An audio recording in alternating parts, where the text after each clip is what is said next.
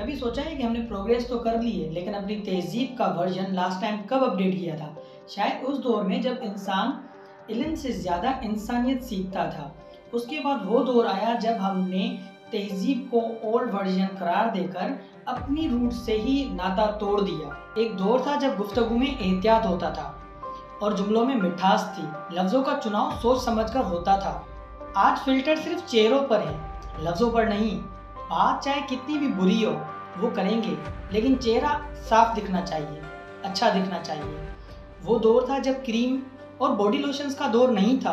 चेहरे मेले और फटे हुए थे, लेकिन लफ्ज़ और गुफ्तगू खूबसूरत थे।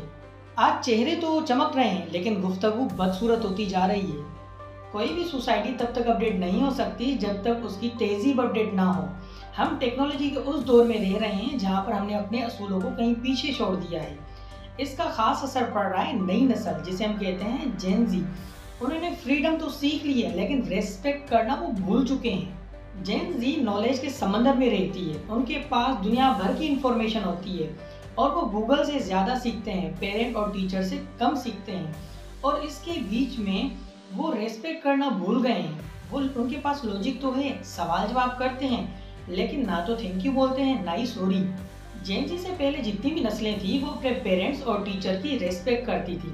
उनसे बात करते वक्त वो थोड़ा बहुत सोचते ज़रूर थे, लेकिन अब जो जनरेशन है उसके पास अवेयरनेस तो है, लेकिन एम्पैथी नहीं है। उनके पास एक्सप्रेशन तो है, लेकिन फीलिंग्स नहीं है। पेरेंट्स और टीचर ने वायलेंस छोड़ दिया है, लेकिन जेन ज़ी ने इसका खूब फायदा उठाया है। वो बाउंड्रीज को कंट्रोल समझते हैं।